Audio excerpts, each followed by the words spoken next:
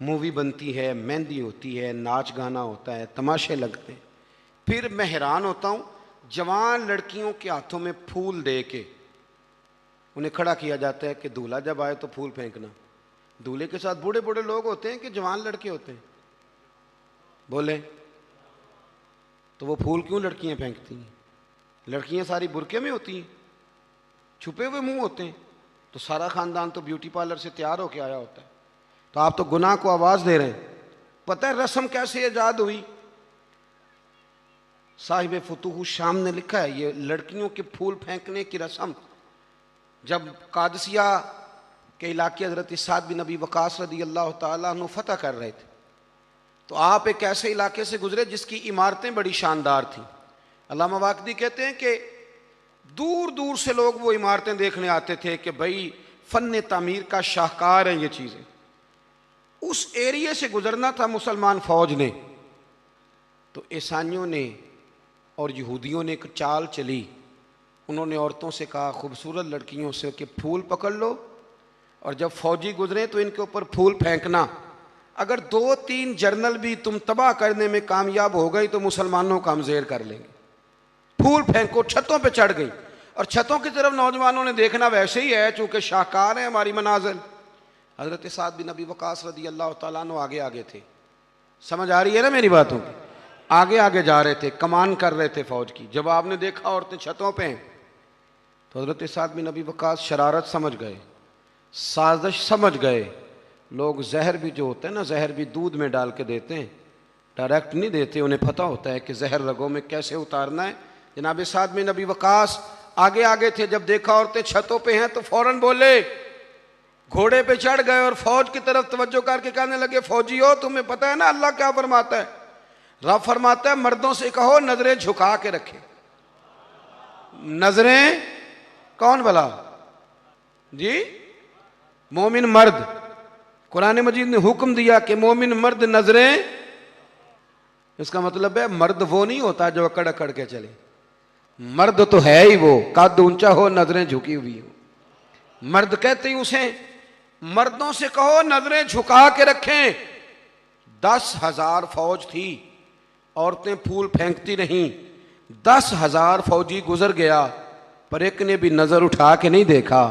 جب سارے گزر گئے تو ان عورتوں نے پلیٹیں پھینکی اور کہنے لگی او بے شرمو یہودیوں اور عیسائیوں، تم کس طرح کے لوگ ہو؟ اپنے مقاصد کے لیے بہو بیٹیوں کو استعمال کرتے ہو اور یہ کتنی شان والے ہیں. ایک آیت سنی ہے نظریں جھکا لی ہیں. تم بھی غلط ہو، تمہارا طریقہ بھی غلط ہے. آج کے بعد ہم مدینے والے رسول کا کلمہ پڑھیں گے، ہم مسلمان ہوا کریں گے.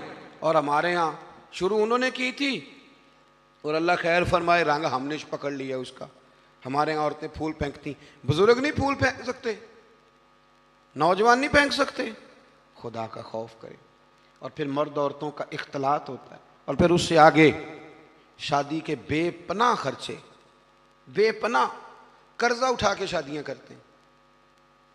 نکاح میں تو 2 آدمی جائیں گے، 2 جوڑے جائیں گے.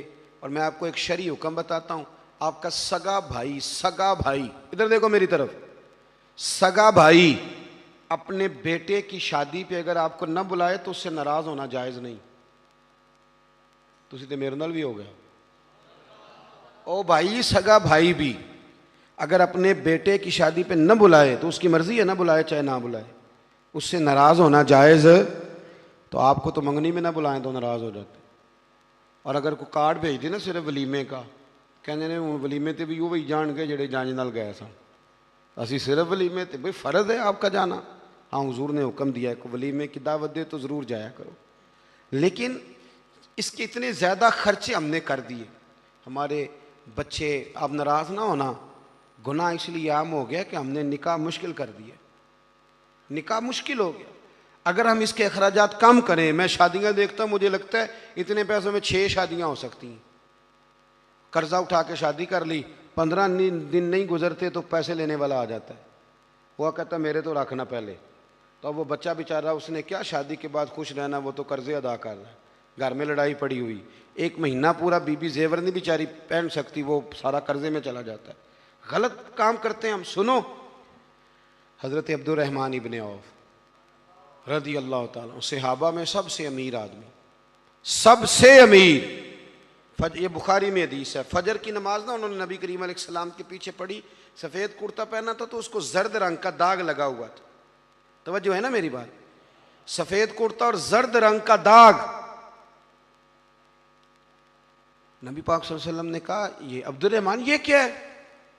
عرض کی یا رسول اللہ میں نے رات کو نکاح کیا تھا، خوشبو لگائی تھی تو وہ داغ رہ گیا۔ حضور نے تو کوئی اس پہ اصرار نہیں کیا کہ یار اتنے امیر آدمی کی شادی مدینے میں پتہ ہی نہیں چلا، کسی کو خبر ہی نہیں، یہاں غریب بھی باز نہیں آتا، وہ بھی کہتا ہے میری ناک جو ہے وہ کٹ جائے گی اگر میں نے کروڑوں روپیہ نہ لگایا، تو جب پیسے لینے والے آئیں گے پھر کٹ جائے گی کہ چھوٹی ہو جائے گی مزید۔ مہربانی فرمائیں، آپ کس چکر میں پڑے ہوئے؟ حضور نے کیا فرمایا؟ نبی کریم صلی اللہ علیہ وسلم فرمانے لگے نکاح کر لیا تو ولیمہ ضرور کرنا، چاہے ایک بکری ہی ذبح کرو۔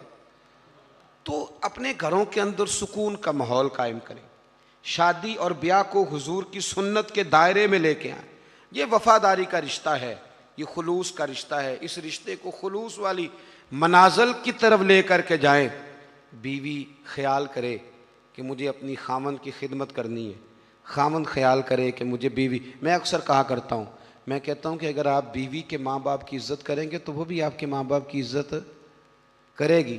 آپ تو ماں بدولت کہتے میں نہیں کبھی سسرال گیا جی، وہ میں دروازے پہ چھوڑ کے آ جاتا ہوں، پھر وہ میں لینے بھی چلا جاتا ہوں چونکہ میں بہت بڑا نواب ہوں، تو آپ کیسے امید رکھتے ہیں پھر وہ آپ کے ماں باپ کی خدمت کرے گی؟ سنیں، دو باتیں عرض کرتا ہوں، بات ختم کرتا ہوں۔ سیدہ طیبہ طاہرہ حضرت خدیجۃ الکبریٰ رضی اللہ تعالیٰ، جب آدمی امیر ہو نا، غریب ہو جائے تو اس کے لیے بڑی مشکلات ہوتی، غریب امیر ہو جائے تو کوئی مشکل نہیں ہوتی۔ حضرت خدیجۃ الکبریٰ مکے کی ملکہ تھی، 20 کنیزیں نوکرانیاں گھر میں کام کرتی، پھر سیدہ خدیجہ کلمہ پڑھ گئیں، پھر مسلمان ہوئیں، حضور سے نکاح ہوا۔ اگرچہ حضور نے اعلان نبوت بعد میں کیا، لیکن حضرت خدیجۃ الکبریٰ رضی اللہ تعالیٰ عنہ کہتے ہیں میں تو اسی وقت یہ کلمے کا معنی جو میں نے بیان کیا یہی سمجھ لیں، میں تو اسی وقت ہی سمجھ گئی تھی جب میرے غلام نے آ کے بتایا کہ بادل کے ٹکڑے سایہ کرتے ہیں، درخت ان پہ جھکتے ہیں، فرماتے ہیں میں تو اسی وقت ہی محبوب کی غلامی میں آ گئی۔ نکاح ہو گیا، حضور کی بارگاہ میں آ گئی، فرماتی ہیں میں نے نا ظہر کے وقت سارا مال حضور کی خدمت میں دیا، 20 کنیزیں غلام ظہر کے وقت، اور عصر سے پہلے پہلے محبوب نے ہر شے اللہ کے رستے میں تقسیم کر دی۔ یہ وقت بھی بطور تمثیل ہے کہ جتنا زور عصر کے درمیان وقت ہوتا ہے اتنے وقت میں بانٹ دیا حضور نے سارا کچھ۔ اتنی امیر بی بی اور پھر وہ غریب ہو جائے۔ حضرت خدیجہ نے پھر وہ وقت بھی دیکھا کہ آپ کے کپڑوں کو 20 پیوند لگے ہوتے تھے، 20 پہلے کبھی پانی کا پیالہ اٹھ کے نہیں پیا، پھر گھر میں جھاڑو بھی دیتی تھی، پھر گھر کے سارے کام کرتی۔ ایک دن نا مسند امام احمد میں موجود ہے، کھانا پکا کے نا حضرت خدیجۃ الکبریٰ کھانا پکا کے باورچی خانے سے نکلی تو کپڑے سارے پیوند سے بھرے ہوئے، پاؤں مبارک پر بھی گھر کے کام کاج کی وجہ سے بہت ساری چیزیں لگی ہوئی، پیر چوم رہی ہیں بہت ساری چیزیں۔ حضرت خدیجہ باورچی خانے سے کھانا پکا کے نکلیں اور جب محبوب کریم کے سامنے رکھا تو حضور مسکرانے لگے، غور سے سیدہ کا چہرہ دیکھنے لگے، یا رسول اللہ کیا ہوا؟ تو محبوب فرمانے لگے خدیجہ آپ کے آنے سے پہلے جبریل آ گئے اور وہ عرض کر رہے تھے یا رسول اللہ خدیجہ کھانا لے کے آ رہی ہے، اور جب وہ آ جائے تو اسے اس کے رب کا سلام کہہ دیجئے گا۔ اگر خاتون اپنے خاوند کی خدمت کرے، اگر وہ یہ ذوق بنائے، یہ مزاج۔ اب تصویر کا بالکل دوسرا رخ بھی دیکھیں، یہ کنز العمال میں یہ بھی حدیث ہے، اور حدیث کی راوی سیدہ عائشہ صدیقہ۔ بس بات ختم کرنے لگا ہوں۔ سیدہ عائشہ صدیقہ کہتی ہیں دوپہر کو حضور آرام کرتے تھے، کھانے کے بعد لوگ ملنے نہیں آتے تھے، پر ایک دن نا ایک بوڑھی اماں آ گئی، اس نے جب دروازے کے سامنے آ کے وہ بولی تو حضور جلدی سے اٹھے، خود دروازہ کھولا، کھانا کھلایا، کھجوریں دی، سرکہ دیا، پیار کیا، محبت فرمائی۔ حضرت عائشہ صدیقہ رضی اللہ تعالیٰ عنہ کہتی ہیں یہ میں نے انفرادی رنگ دیکھا، باقی ہر ایک سے شفقت کرتے تھے، پر یہاں میں نے حضور کا انداز جداگانہ دیکھا۔ جب جانے لگی تو حضور نے تحائف بھی دیے، میرے دل میں خیال آیا حضور اب جائیں گے، رات کو واپس آئیں گے تو پوچھوں گی کہ یہ اماں کون ہے، لیکن محبوب تو لیٹ گئے۔ کہتے میں قریب گئی، قدموں میں بیٹھی، میں نے کہا یا رسول اللہ یہ کون تھی خاتون، آپ نے بڑا ہی پیار کیا؟ کہتی حضور اٹھ کے بیٹھے تو آنکھوں میں آنسو تھے۔ میں نے کہا یا رسول اللہ کیا ہوا؟ تو محبوب فرمانے لگے عائشہ یہ نا میری پہلی زوجہ سیدہ ختیجہ کی سہیلی تھی، یہ جب ہم مکے میں رہتے تھے تو وہ یہ آیا کرتی تھی، ختیجہ کھانا بھی کھلاتی تھی، پیار بھی کرتی تھی، تحفے بھی دیتی تھی۔ آج جب یہ لوٹ کے دوبارہ آئی ہے تو ختیجہ کی یادیں تازہ ہو گئی، میں نے اسی طرح وقت دیا ہے، کھانا کھلایا ہے، تحائف دیے ہیں، اور حدیث کا آخری جملہ حسن العہد من الایمان۔ محبوب فرمانے لگے وعدے، عہد اور رشتے اچھے طریقے سے نبھانا یہ بھی ایمان کا حصہ ہے، تعلقات اچھے طریقے سے نبھانا یہ بھی ایمان ہے۔ بہت فکر کے ساتھ شریعت کے دائرے کے اندر رہ کے نکاح کیا جائے۔ دیکھیں کسی کے دیندار ہونے کا پتہ ہی تب چلتا ہے جب اس کے گھر میں کسی کی شادی ہوتی ہے، محفل میں تو سارے نیک ہوتے ہیں، تبھی تو پتہ چلتا ہے کہ اب اس کا دین سے کتنا رشتہ ہے۔ شریعت کے دائرے میں رہیں، نکاح کو آسان کریں۔